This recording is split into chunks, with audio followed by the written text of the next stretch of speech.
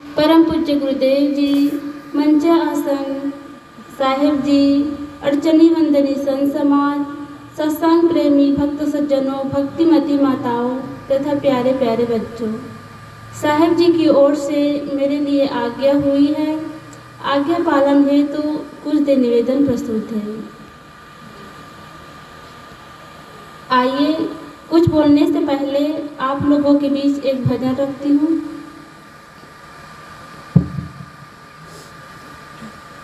लहरों से डर कर नौका पार नहीं होती,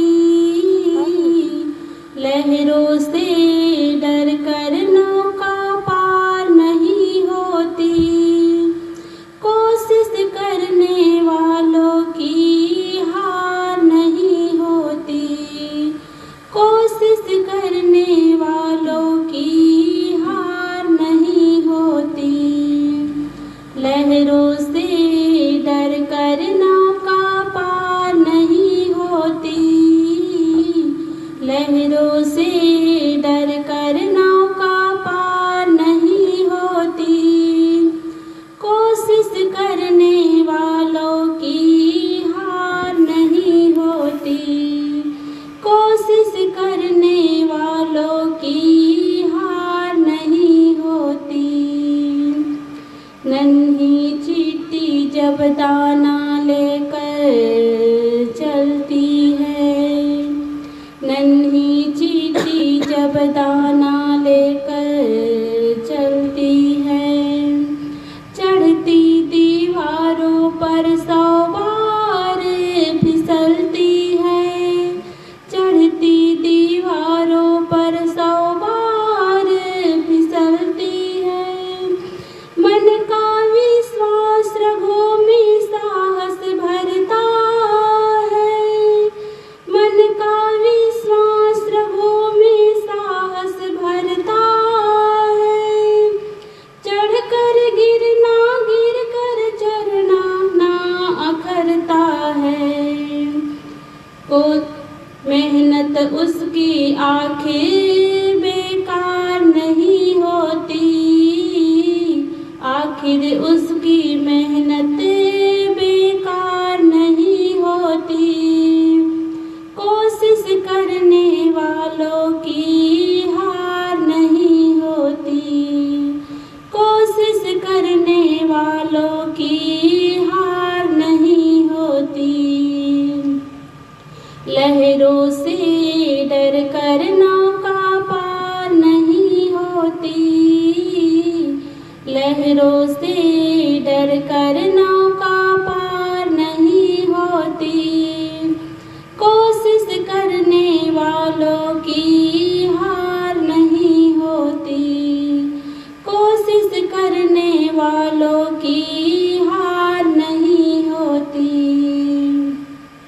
डुबकियाँ सिंधु में गोताखोर लगाता है, डुबकियाँ सिंधु में गोताखोर लगाता है, जा जा कर खाली हाथ लौट कर आता है, जा जा कर खाली हाथ लौट कर आता है, मिलते नहीं सहज ही मोती गहरे पानी में, मिलते नहीं सहज ही मोती गहरे पानी में, बढ़ता दुगना उत्साह इसी हैरानी में, मुट्ठी उसकी खाली हर बार नहीं होती, मुट्ठी उसकी खाली हर बार नहीं होती, कोशिश करने वालों की हार नहीं होती, कोशिश करने वालों की हार नहीं होती। असफलता एक चुनौती है, इसे स्वीकार करो, असफलता एक चुनौती है, इसे स्वीकार करो, क्या कमी रह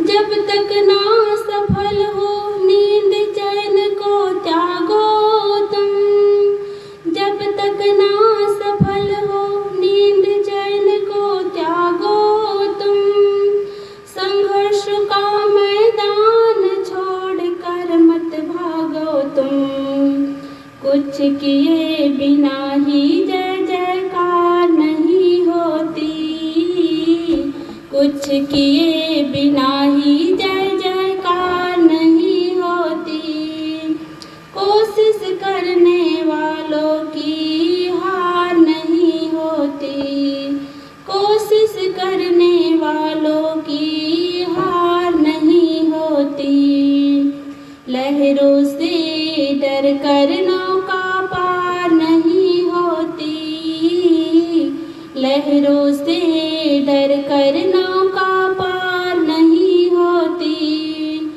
कोशिश करने वालों की हार नहीं होती, कोशिश करने वालों की हार नहीं होती। बोलिए सद्गुरुदेव की जय, सद्गुरु कबीर साहिब की जय। आइए आप सबके बीच कुछ देर निवेदन प्रस्तुत है। सद्गुरु कबीर साहब जी की एक साखी है। मानुष जन्म दुर्लभ है, बहुरी न दूजी बार, पक्का फल जो गिर पड़ा, बहुरी न लागे डार।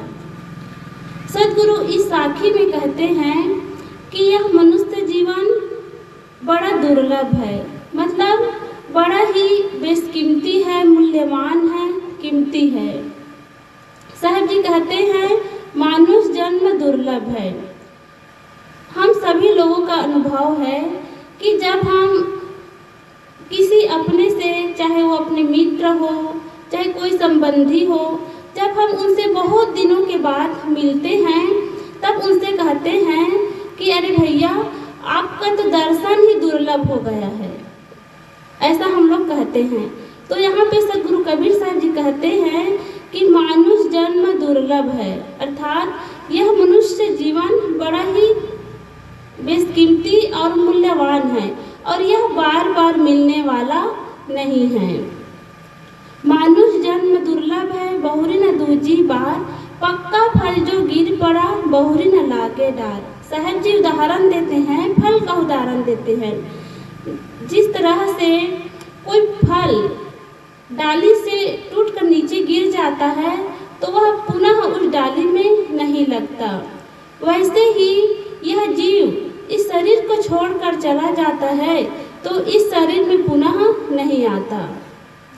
तो इस साखी में सद्गुरु कबीर साहब जी मानव जीवन की मूल्य को बताते हैं, इसके महत्व को बताते हैं। इस मनुष्य जीवन की गाथा बड़े बड़े सूर, नर, मुनि तथा देवता भी गाते हैं। गोस्वामी जी ने कहा है कि बड़े भाग्य मानुष तन पावा, सुर दुर्लभ सत ग्रंथ ही गावा।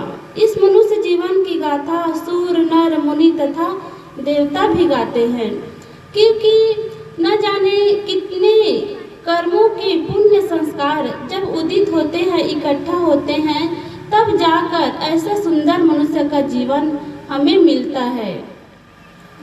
तो क्या यही मनुष्य जीवन जो सुबह से शाम तक तू पेट भोग हित धाया, पशु के तुल्य हीरा नर जन्म को भटकाया?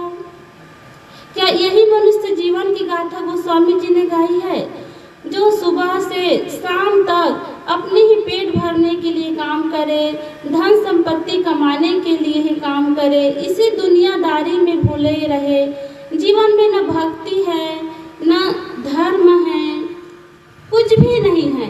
क्या इसी मनुष्य जीवन की गाथा गोस्वामी जी ने गाई है? नहीं। जो मनुष्य जीवन को पाकर मनुष्यता को धारण करता है, जीवन में सद्गुणों को धारण करता है, अपने जीवन को सफल बनाता है, भक्ति करता है, ध्यान साधना करता है, शुभ संस्कारों को इकट्ठा करता है, इस मनुष्य जीवन की गाथा गोस्वामी जी ने गाई है। सज्जनों, हम देखते हैं, हम घरों में देखते हैं कि जो चीज़ मूल्यवान होता है, जिसको हम कीमती समझते हैं, उसकी हम कितना सुरक्षा करते हैं। जैसे हम सोना को ले, चांदी को ले, कोई कीमती आभूषण को ले, उसको हम कितना संभाल कर रखते हैं।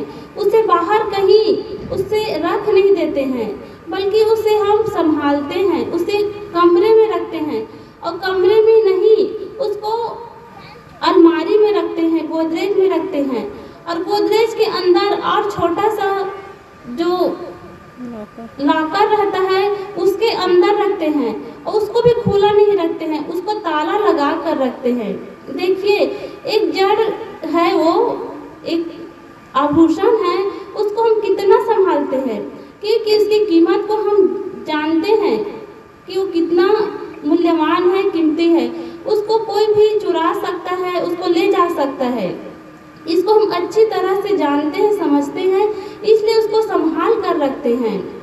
लेकिन इस मनुष्य जीवन के महत्व को हम नहीं जान पाए हैं, इसकी कीमत को हम नहीं समझ रहे हैं, इसलिए इसको ऐसे ही बर्बाद कर रहे हैं। देखिए, एक मूर्तिकार होता है, एक मूर्तिकार एक अनगढ़ पत्थर को लेता है और उसे कितना सुंदर मूर्ति बना देता है, मूर्ति का आकार दे देता है। एक लोहार होता है, लोहार एक लोहा को लेता है, अनगढ़ लोहा को लेता है और उसे कितना सुंदर औजार बना देता है। और एक बढ़ई होता है, वो एक लकड़ी को लेता है और उस लकड़ी को कितना सुंदर मूर्ति बना देता है, उसका खिड़की बनाता है, दरवाजा बनाता है, फर्नीचर बनाता है, कितना सुंदर उसको आकार देता है।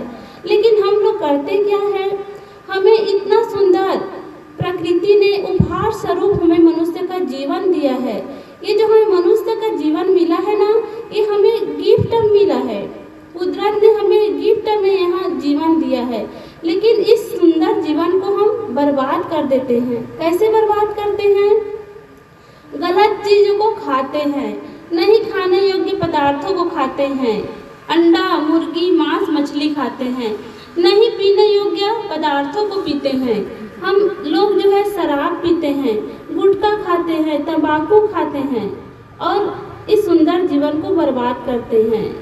और अपने मुख को हम गलत बोल बोल कर खराब करते हैं, गलत चीज़ों को सुनकर खराब करते हैं।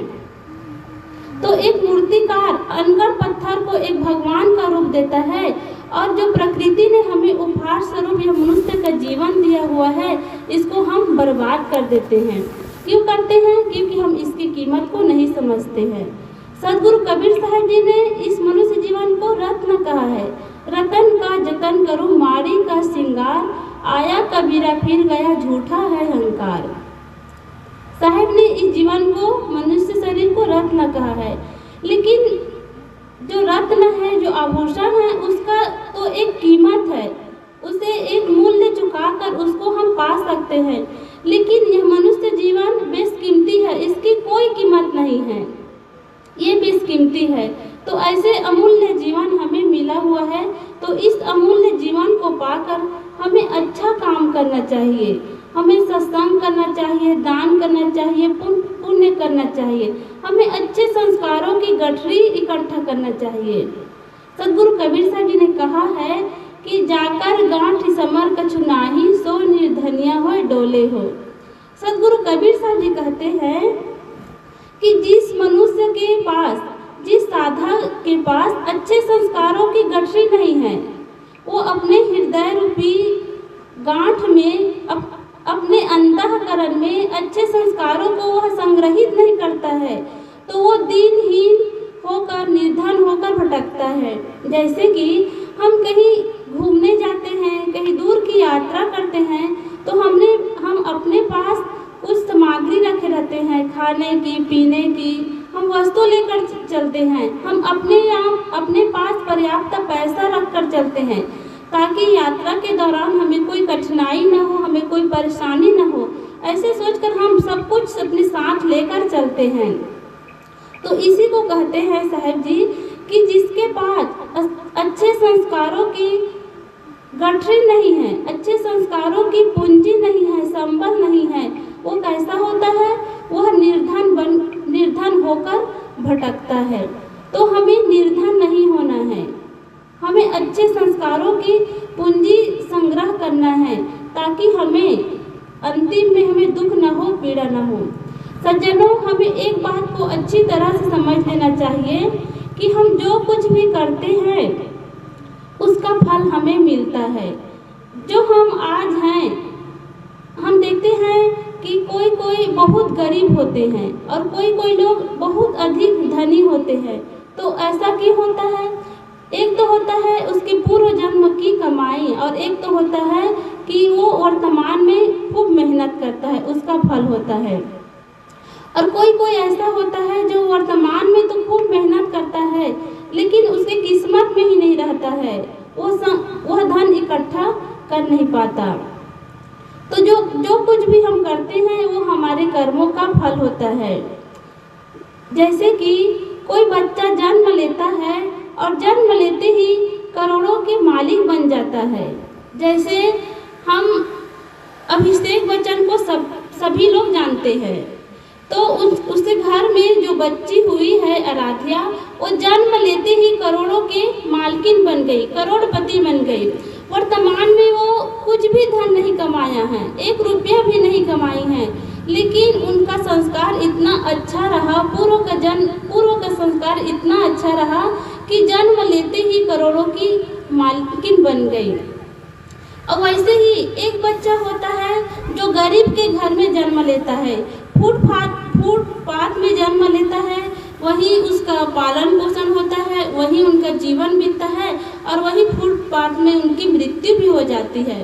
तो इससे हमें पता चलता है कि जो कुछ भी हम करते हैं उन्हीं कर्मों का फल हमें मिलता है।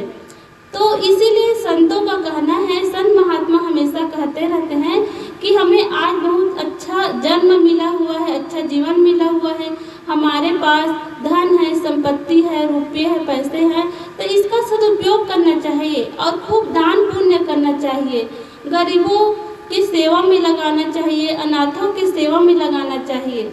हम जो कुछ भी दान पुण्य करते हैं मानो हम अपने लिए ही उसको संग्रह कर रहे हैं, उसको हम जमा कर रहे हैं और वही आगे चलकर हमें मिलने वाला है। तो हमें बहुत सुंदर मनुष्य का जीवन मिला हुआ है।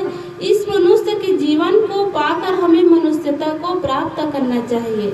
तो सदगुरु कबीर साहब जी कहते हैं कि मानुष जन्म दुर्लभ है, बहुरे न दूजी बार, पक्का फल जो गिर पड़ा, बहुरे न लागे डार।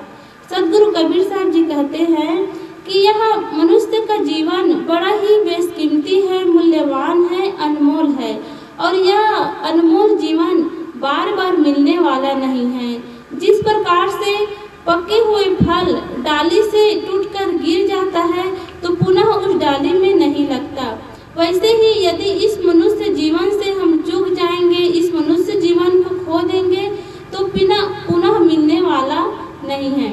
इसलिए आज सुंदर जीवन मिला हुआ है तो इस जीवन को पाकर हमें अच्छा काम कर लेना चाहिए, इस मनुष्य जीवन का हमें फायदा उठा लेना चाहिए।